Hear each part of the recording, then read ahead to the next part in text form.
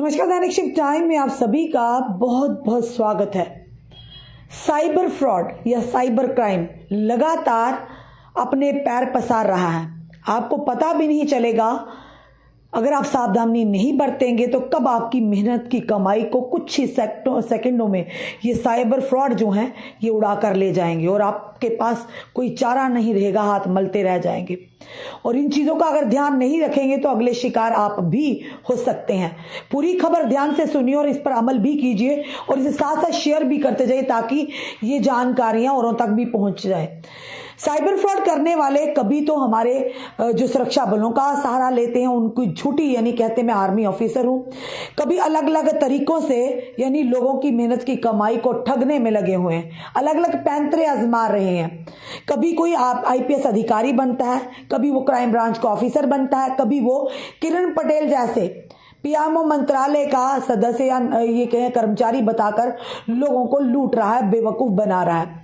इसी के चलते एक और केस आया है कि बताना चाहेंगे आईपीएस की पत्नी और कुक हुए ऑनलाइन ठगी के शिकार, क्योंकि ये कल को आपके साथ भी हो सकता है। इसीलिए हम इस तरह की खबरें आपके समक्ष रखते हैं ताकि आप लोग यानी कि सतर्क हो जाएं। बताना चाहेंगे आपको कि पुराना फर्नीचर बेचने में लगा 1.8 यानी 1,80,000 रुपए का चूना।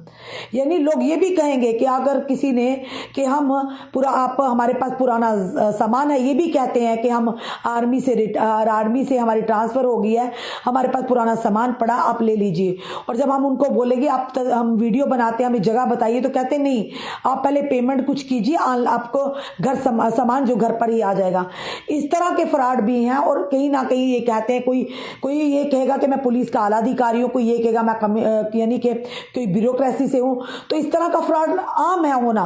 पर कहीं ना कहीं आप देखिए किस तरह से लोगों को आप झांसा देकर उनकी मेहनत की कमाई को उड़ाया जा रहा है। अब साइबर क्राइम ने भी एक नया पैंतरा आजमाया। यानी बताना चाहेंगे पूरी बात क्या है कि जालसाजी ने पीड़ितों को अपना परिचय बेंगलुरु में एक फर्नीचर की दुकान के मालिक राहुल के रूप में दिया था। आरोपी ने महिला के बैंक खाते से 1.7 लाख रुपए और अधिकारी के रसोइये के खाते से 80 लाख रुपए की धोखाधड़ी की है। अब पूरा मामला क्या, क्यों कि किस तरह से होते हैं हम शिकार, उस पर भी ध्यान देना जरूरी है। राष्ट्रीय राजधानी दिल्ली में एक आईपीएस अधिकारी की पत्नी और रसोइये को 1.80 लाख रुपए के अधिक की ठगी का मामला जो सामने आया है। दिल्ली पुलिस ने गुरुवार को इस साइबर धोखाधड़ी की घटना के बारे में जानकारी दी है। पुलिस के मुताबिक आरोपी ने पीड़ितों को अपनी पहचान बेंगलुरु में एक फर्नीचर हाउस की दुकान के मालिक के राहुल के रूप में बताई थी और वो उस झांसे में भी आएंगे। दिल्ली पुलिस ने बताया कि पीड़ितों की शिकायत पर आरोपी के खिलाफ भारतीय दंड सहित आईपीसी की धारा 420 धोखाधड़ी के तहत एक एफआईआर दर्ज की गई और जांच हो रही है। भारतीय पुलिस सेवा के अधिकारी ने अपनी शिकायत में कहा कि मेरी पत्नी और रसोइया 30 अक्टूबर को साइबर धोखाधड़ी के शिकार हो गए। आरोपी ने खुद को ऑनलाइन बायर के रूप में खुद को प्रस्तुत किया था। घर का पुराना फर्नीचर यानी कि बेचने के चक्कर में 1.80,000 रुपए का लगा चूना। एफआईआर के मुताबिक शिकायतकर्ता आईपीएस अफसर की धर्मपत्नी है ने अपने घर का पुराना फर्नीचर बेचने के लिए सोशल मीडिया पर ऑनलाइन एक एडवर्टीजमेंट दिया था।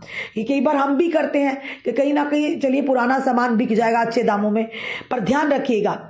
और जब उन्होंने एडवर्टीजमेंट दी, उन्हीं आरोपी का फोन आया, उसी राहुल का जो खुद को एक ऑनलाइन बायर बता रहा था, फोन आता है और जालसाजी ने पीड़ितों को अपना परिचय बेंगलुरु में एक फर्नीचर की दुकान के मालिक राहुल के रूप में दिया था। आरोपी ने महिला के बैंक खाते से 1.7 लाख और अधिकारी के रसोइये के खाते से 80 लाख रुपए की धोखाधड़ी कर दी।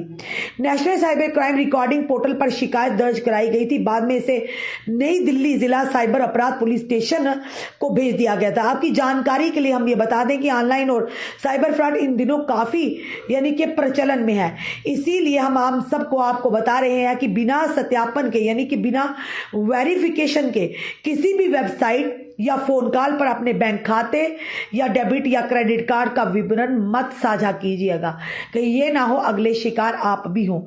ये बड़ी खबर जो है राजधानी दिल्ली से आ रही है, जहां पर एक आईपीएस के अधिकारी की धर्मपत्नी और उनके रसोइयों को भी यानी कि चूना लगा गई ये साइबर फ्रॉड। तो इसलिए इस तरह की खबरें हम आपके समक्ष रखते हैं, कहीं ये ना हो आप लोग भी आजकल यानी कि सोशल मीडिया का ज़माना है और लोग उसी माध्यम से अपने टैलेंट को तो उभारते, वही कहीं ना कहीं खरीदो फरोख्त भी करते हैं। पर ये साइबर फ्रॉड वाले अलग अलग तरह के पैंतरे बनाकर लोगों को लूटते, उनकी मेहनत की कमाई को उड़ा लेते। टीचर हाउस का वो मालिक है, तो उससे उनकी बातचीत हुई और बातचीत करते करते करते ही ऐसी बात हुई होगी कि कहीं ना कहीं 1,80,000 रुपये उस फ्रॉड ने यानी साइबर फ्रॉड ने यानी कि चुड़ा कर लेगा। तो कहीं ना कहीं कहेंगे कि आप कहीं भी अगर आपको कॉल आता, कई बार आपको कॉल ये भी आएगा कि आपका बिजली का बिल का भुगतान है, ये आपने आपको वेबसाइट भेजी, इस पर क्लिक कीजिए।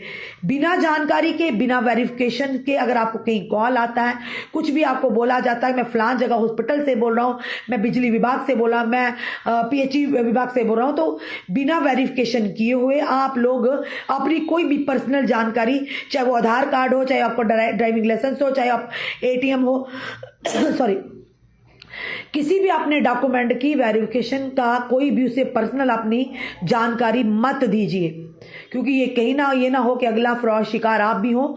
तो इन चीज़ों का ध्यान रखिए। अगर कहीं भी आप कुछ एडवर्टीजमेंट के लिए डालते हैं या आपके लिए सतर्कता के लिए, कई बार ऐसा भी होता है टिफिन सर्विस वालों को भी लोग चूना लगाते हैं। हाल ही में एक महिला ने हमारे पास शिकायत की थी कि उन्होंने टिफिन का नया टिफिन सर्विस का काम खोला था।